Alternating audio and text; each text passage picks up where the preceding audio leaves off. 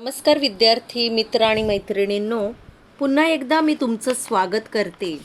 आपण बघत आहोत पाठ क्रमांक 15 खरा नागरिक. लेखक आहेत सुहास बारटक्के आणि या पाठामध्ये आपण 2 लेक्चर झालेले आहेत. आजचा 3रा लेक्चर आहे. तर आपण काय बघितलं की निरंजन हा एक अनाथ मुलगा आहे, गरीब मुलगा आहे. त्याच्या आईवडील वारल्यानंतर त्याच्या मामाने त्याला त्याच्या दूरच्या मावशीकडे चिपळूण लगत एक शहर आहे छोटं उपनगर, तिथे त्याला ठेवलं आणि तो घरातील सर्व कामे करायचा आणि तो खूप हुशार मुलगा आहे. म्हणून गुरुजींनी त्याला सांगितलं की जोपर्यंत तू वर्गामध्ये पहिला नंबर काढणार तोपर्यंत तुझ्या वह्या पुस्तकांचा खर्च मी करेल आणि तुला वार लावून देईल. वार म्हणजे काय मुलांनो, बघा, ती मावशीकडे तो राहतो, तो जे काम करतो त्याबद्दल मावशी त्याला संध्याकाळी खायला देते, परंतु वार म्हणजे दुपारचं जेवण. गावातील जे चांगली श्रीमंत लोक आहेत किंवा ज्यांची आर्थिक परिस्थिती चांगली आहे त्यांच्याकडे निरंजन जेवायला जायचा. आता त्याची परीक्षा सुरू आहे आणि आज शेवटचा नागरिकशास्त्राचा पेपर आहे आणि अभ्यास करण्यामध्ये तो इतका मग्न होता, इतका बिझी होता की त्याला वेळेचं भान राहिलं नाही.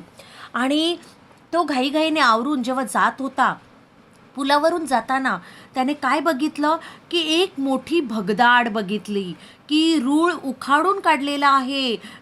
रेल्वेचे रूळ वेडेवाकडे करून ठेवलेले आहे.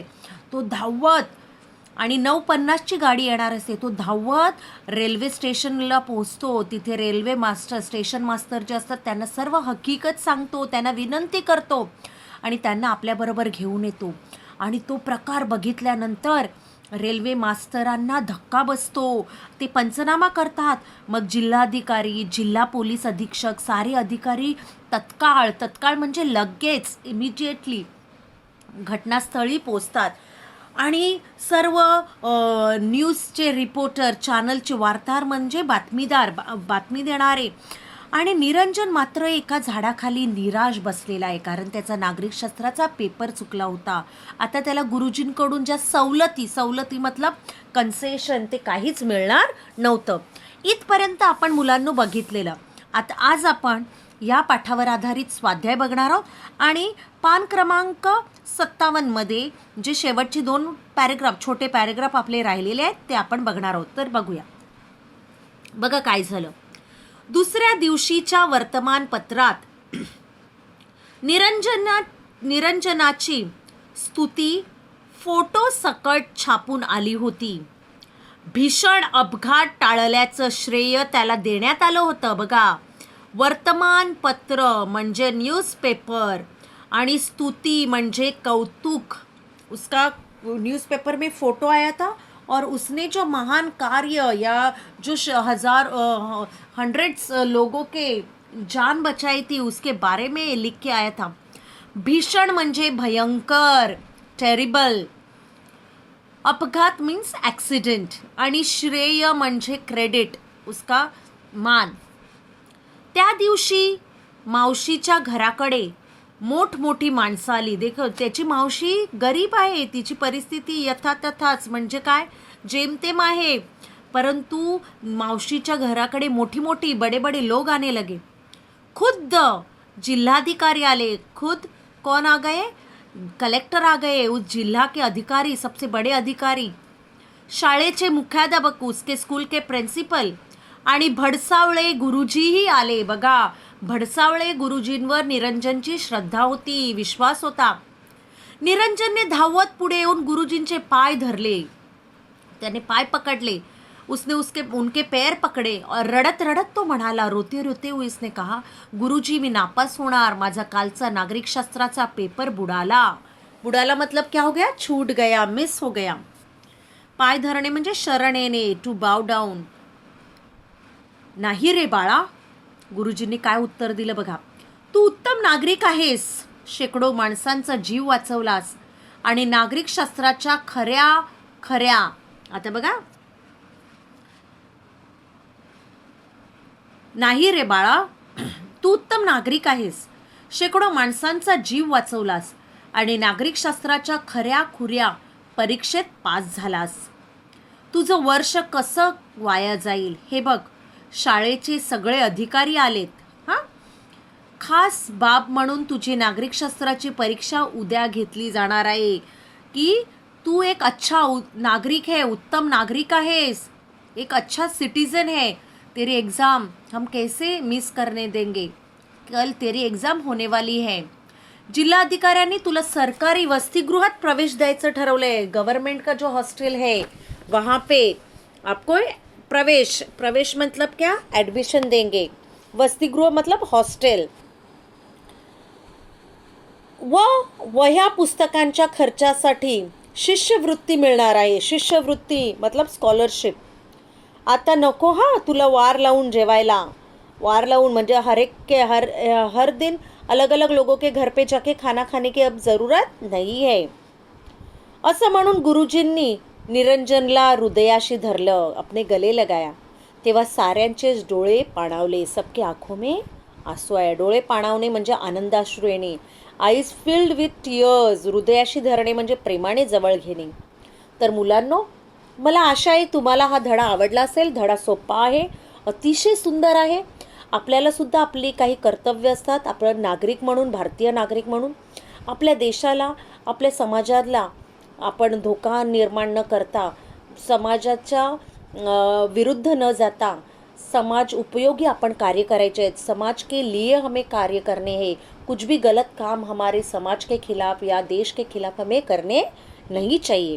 तर आता आपण प्रश्नोत्तरे बघूया. प्रश्न पहिला आहे, भडसावळे गुरुजींच्या मते सकाळची वेळ अभ्यासाला योग्य असते कारण.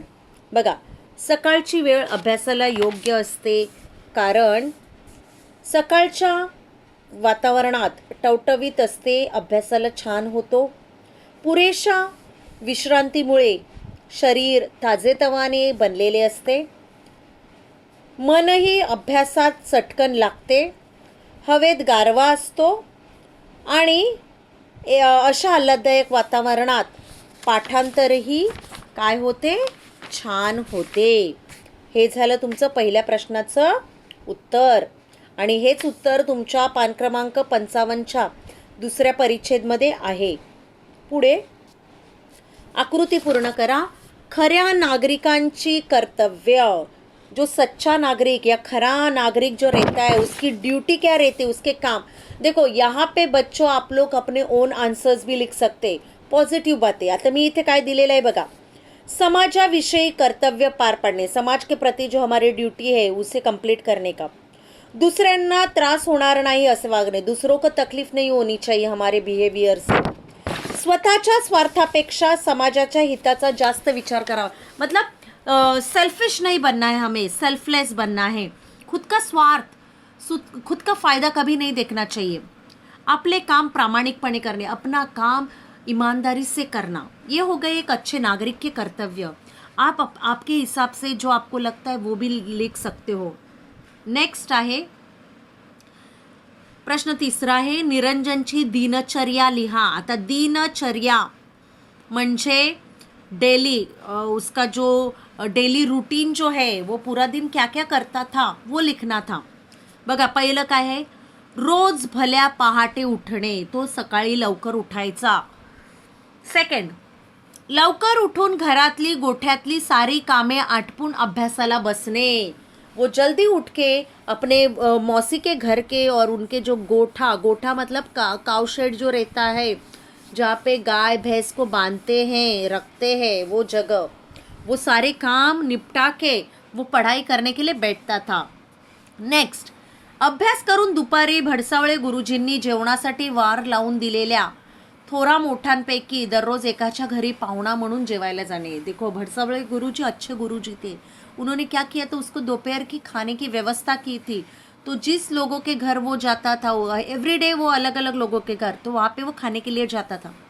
जेवून झाल्यावर तिथूनच मग शाळेत जाणे व शाळेत मन लावून अभ्यास करणे, गुरुजींवर श्रद्धा ठेवणे. बघा, वो वहाँ पे गांव में जाके किसी के घर में जाके दोपहर का खाना खाता था और बाद में वो स्कूल में जाता था. स्कूल में जाके वो मन लगा के पढ़ता था, पढ़ाई करता था और अपने टीचर्स के ऊपर श्रद्धा रखता था, विश्वास रखता था, भरोसा रखता था. नेक्स्ट, शाळेतून घरी आल्यावर संध्याकाळी मावशीकडे जे मिळेल ते खाऊन राहणे. और शाम को घर पे आने का, और शाम को उसकी मौसी जो खाने के लिए देती थी वो खाने का. तर ही झाली निरंजनची दिनश्चर्या किंवा दिनक्रम. ओके, पूर्ण दिवसाचा क्रम. पुढे बघूया आपण. खालील शब्दांना पाठात आलेले विरुद्धार्थी शब्द शोधून लिहा. अप्रामाणिक, त्याचा विरुद्धार्थी शब्द आहे प्रामाणिक, ऑनेस्टी. बेसावध, विरुद्धार्थी शब्द आहे सावध. हळूहळू, भराभर. पास, नापास. आता विद्यार्थ्यांनो, प्रश्न 5वा आहे, क्वेश्चन नंबर 5 जो है, निरंजनचे खालील गुण दर्शवणारी कृती किंवा विचार व्यक्त करणारी वाक्य शोधा. आपको टेक्स्ट बुक में ढूंढना है कि स्वप्नालु, स्वप्नालु मतलब सपना देखना, तो वो कहाँ पे है वो ढूंढो. टेक्स्ट बुक में से ये होमवर्क है, आपको करना है. तार्किक विचार करणारा, प्रेजेंस ऑफ माइंड, और एकदम संवेदनशील, सेंसिटिव. संवेदनशील मतलब सेंसिटिव. तो ये 3 टॉपिक के ऊपर आपको इनसे रिलेटेड सेंटेंस टेक्स्ट बुक में ढूंढने हैं. नेक्स्ट आहे जो आपके टेक्स्ट बुक में क्वेश्चन नंबर 2 है कि खालील घटनांचे परिणाम, घटना दिए, घटना मतलब इंसिडेंट, परिणाम मतलब उसका असर क्या हुआ, कॉन्सिक्वेंसेस. ओके, तर फर्स्ट वन है निरंजनच्या आई वडिलांचे निधन, मतलब निरंजन के माता पिता गुजर गए, तो उसका परिणाम क्या हो गया. मामाने काही दिवस सांभाळ करून निरंजनला मावशीकडे आणून सोडलं, बराबर की नहीं. कुछ दिन उसके मामा ने उसकी देखभाल की और फिर बाद में उसको दूर की वो मौसी थी उसके घर पे छोड़ दिया, ये परिणाम हो गया. निरंजनचा परीक्षेत पहिला नंबर यायचा, देखो वो स्कूल में क्लास में पहला आता था, तो उसका असर क्या हो गया. त्याच्या वह्या पुस्तकांचा खर्च भडसावळे गुरुजी करायचे. गुरुजींनी सांगितलेलं ना की जोपर्यंत पहिला नंबर येणार तोपर्यंत तुझ्या शिक्षणाचा खर्च मी उचलणार. तर मुलांनो, आपला पाठ क्रमांक 15 पूर्ण मला आशा है तुम्हाला समझला असेल. और इस लेसन से रिलेटेड जो क्वेश्चन आंसर्स मैंने आज डिस्कस किए, और प्लस मैं एवरीडे आपको होमवर्क में स्वमत देती हूँ, ये सारे आपको आपके नोटबुक में लिखने हैं. Okay, so thank you so much.